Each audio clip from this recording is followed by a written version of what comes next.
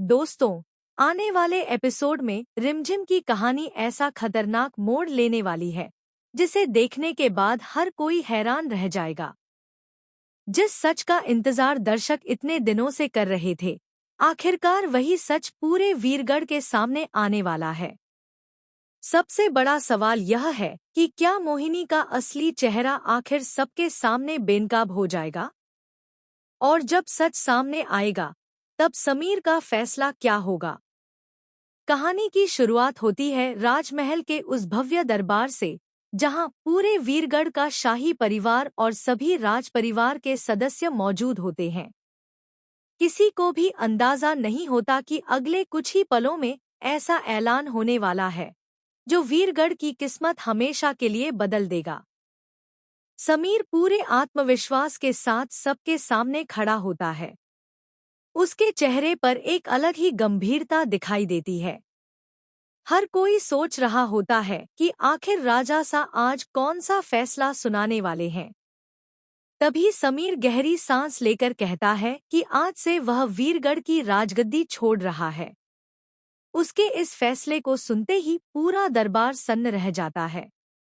किसी को अपने कानों पर विश्वास ही नहीं होता। लेकिन असली झटका तो अभी बाकी होता है।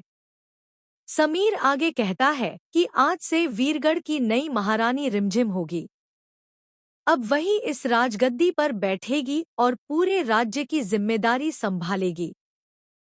यह सुनते ही पूरे महल में खामोशी छा जाती है। हर कोई एक दूसरे का चेहरा देखने लगता है। वहीं रिमझिम खुद भी इस फैसले से भावुक हो जाती है। उसने कभी नहीं सोचा था कि उसकी जिंदगी में ऐसा दिन भी आएगा। समीर अपने हाथों से रिमझिम को राज सिंहासन तक लेकर जाता है और उसे सम्मान के साथ उस सिंहासन पर बैठा देता है। यह पल पूरे वीरगढ़ के इतिहास का सबसे बड़ा पल बन जाता है।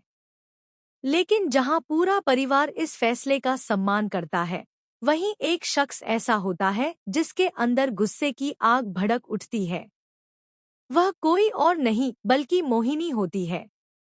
अब तक शांत बैठी मोहिनी के चेहरे के भाव अचानक बदल जाते हैं।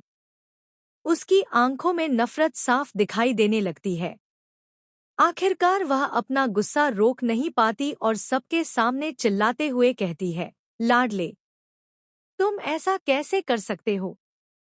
इस लड़की को महारानी बनाने की हिम्मत कैसे हुई? इस राजगद्दी पर बैठने का हक सिर्फ मेरा है। मोहिनी की यह बात सुनकर पूरा परिवार हैरान रह जाता है। समीर शांत आवाज में जवाब